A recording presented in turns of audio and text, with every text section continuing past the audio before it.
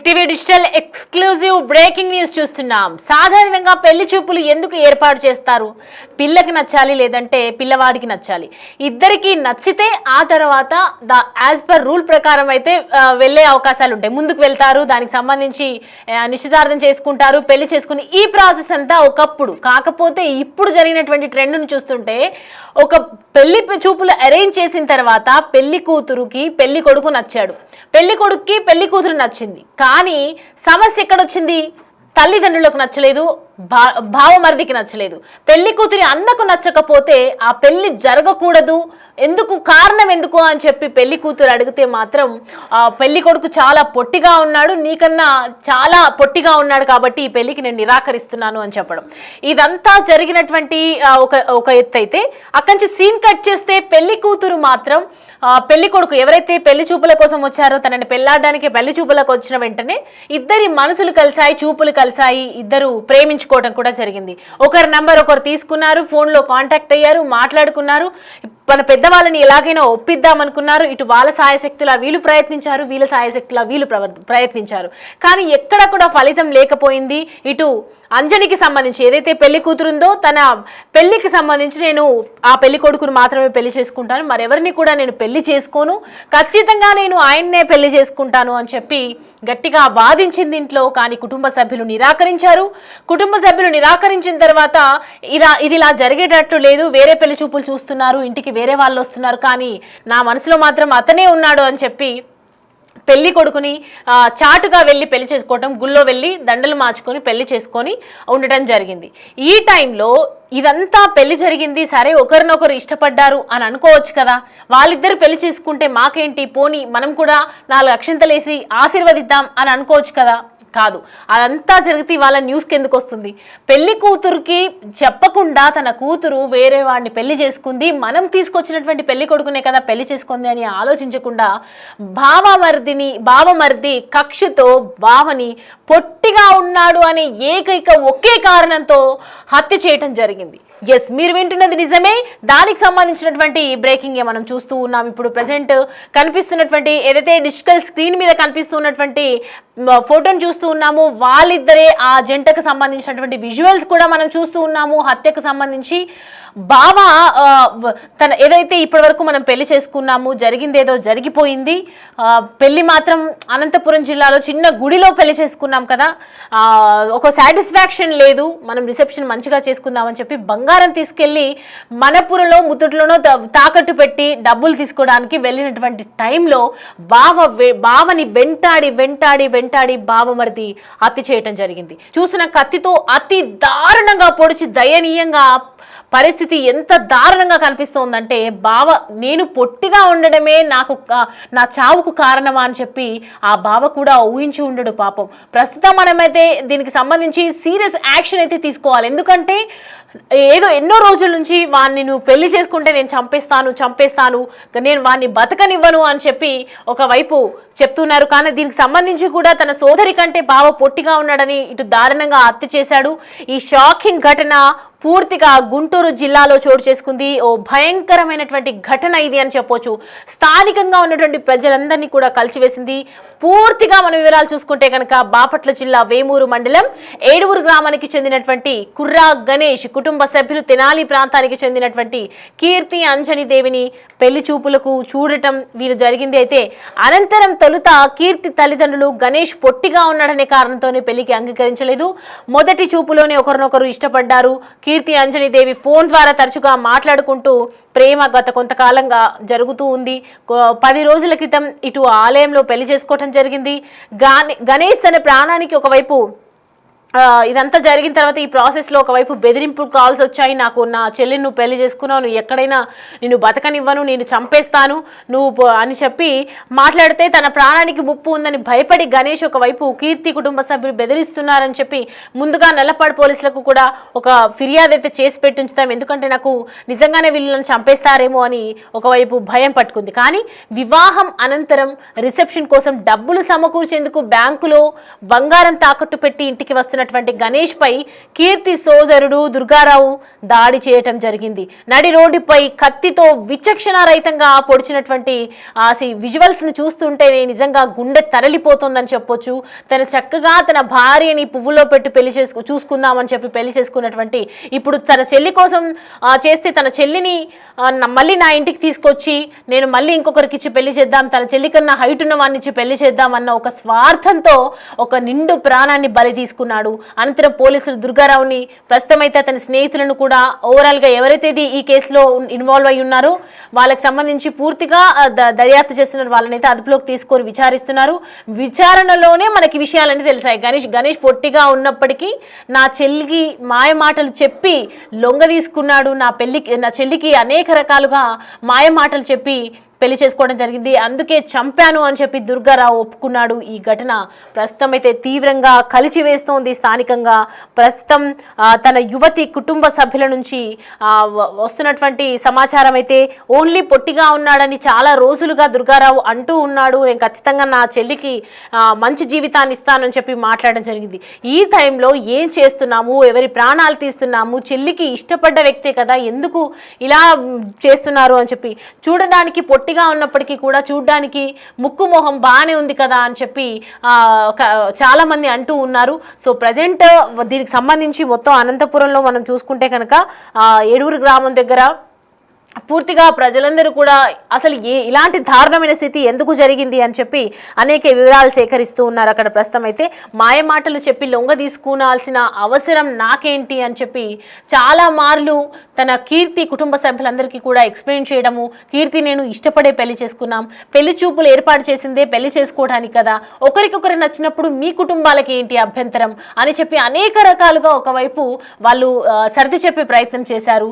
నా కీర్తిని నాకు ఇచ్చి పెళ్లి చేయండి అని చెప్పారు. కీర్తి కూడా వాళ్ళ ఇంట్లో పోరాటం చేసింది.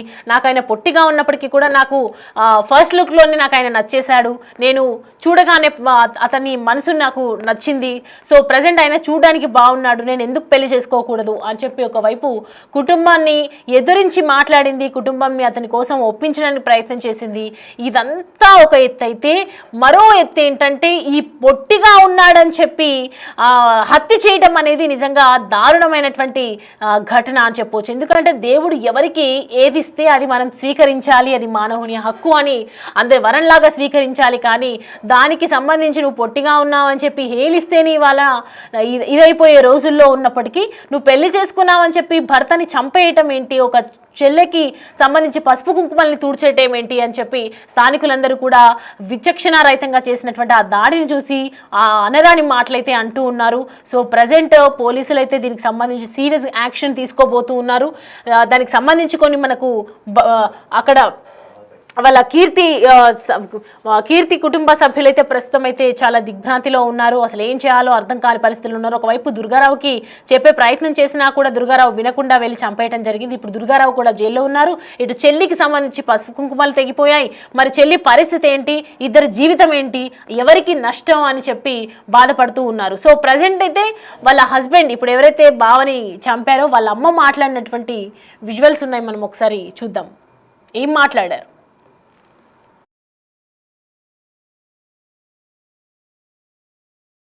ఆడకు మా గోత్రికులు వచ్చారు, వాడు కలిపాడు వీళ్ళకి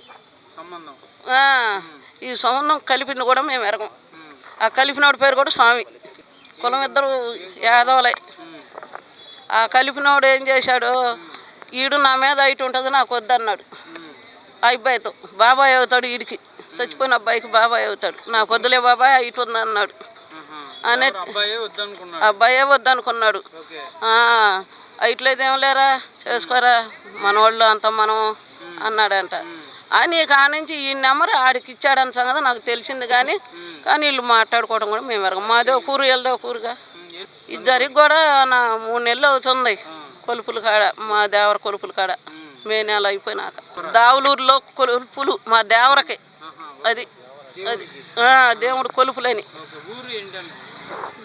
దావులూరు.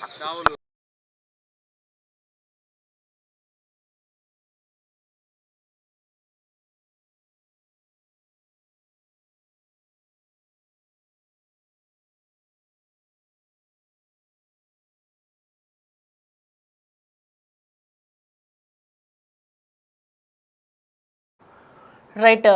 పెద్దలు ఒప్పుకోకపోయినా పెళ్లి చేసుకున్నారు అని చెప్పి గతంలో కూడా చాలా గొడవలు జరిగాయి. అయినప్పటికీ కూడా అది ఇద్దరికి ఒకరంటే ఒకరికి ఇష్టం కాబట్టి మేము కూడా అడ్డు చెప్పలేదు అని చెప్పి వాళ్ళ తల్లి చెప్తూ ఉన్నారు.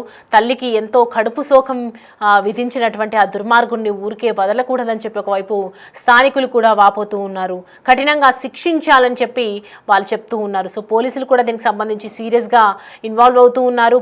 ఫ్రెండ్స్ వీరికి ఎవరైతే సపోర్ట్ చేశారో ఈ బావకి చంపడానికి, బావమర్ది ఎవరైతే సపోర్ట్ చేశారో వీళ్ళందరినీ కూడా అదుపులోకి తీసుకోవడం జరుగుతుంది. ప్రజెంట్ మనం విజువల్స్లో క్లియర్ కట్గా చూస్తూ ఉన్నాము. రోడ్డు వెంబటంతా పరిగెత్తుతూ విచక్షణంగా కత్తితో పొడిచి హత్య చేసినటువంటి పరిస్థితి.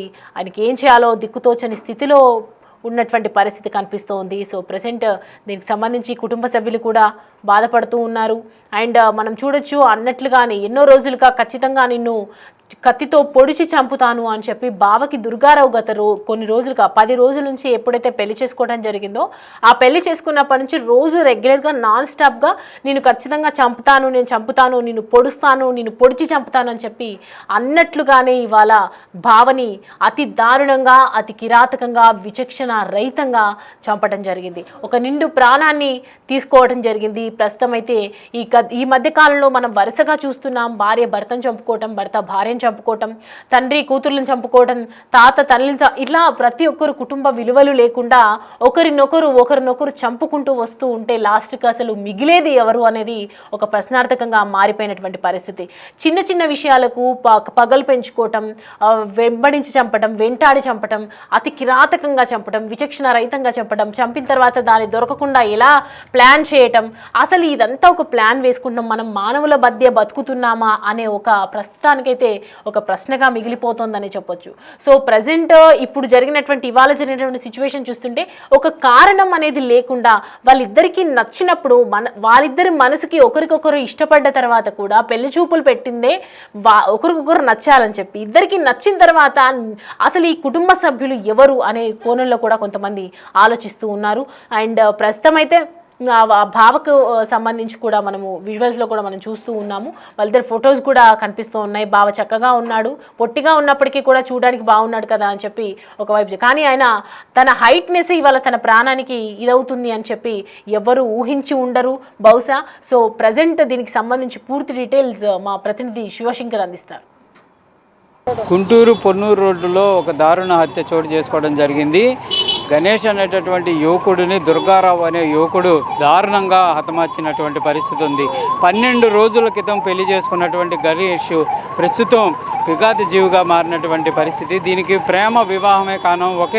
ఒకే వర్గానికి సంబంధించినటువంటి ఈ ప్రేమ వివాహం అవటంతో, అంటే ముందుగా దీనిని పెద్దలు నిర్ణయించాలనుకునేటప్పటికీ అబ్బాయి ఆ అమ్మాయికి సంబంధించినటువంటి హైట్ అనేది డిఫరెన్స్ ఉన్నటువంటి నేపథ్యంలో ఈ వివాహం వద్దు అనే విధంగా కూడా వాళ్ళు అనుకున్నారు. అయితే జరిగినటువంటి తర్వాత ఇద్దరి మధ్య కూడా కొంచెం పరిచయం ఏర్పడటం, ఆ పరిచయం కాస్త ప్రేమగా మారటంతో వాళ్ళు 12 రోజుల క్రితం పెళ్లి చేసుకున్నారు. ఆ తర్వాత వీళ్ళు నల్లపాడు పోలీసులను కూడా ఆశ్రయించారు. కీర్తి అనే అమ్మాయితో కలిపి గణేష్ అనేటటువంటి యువకుడు ఇద్దరు వెళ్ళి కూడా మాకు ప్రాణ రక్షణ కావాలి, కంపల్సరీగా పెళ్లి నేపథ్యంలో ఇరు కుటుంబాల మధ్య కూడా కొంత వివాదం ఉంది అనే విధంగా చెప్పినప్పటికీ కూడా ఈరోజు చాలా దారుణమైనటువంటి సంఘటన చోటు చేసుకోవడం జరిగింది.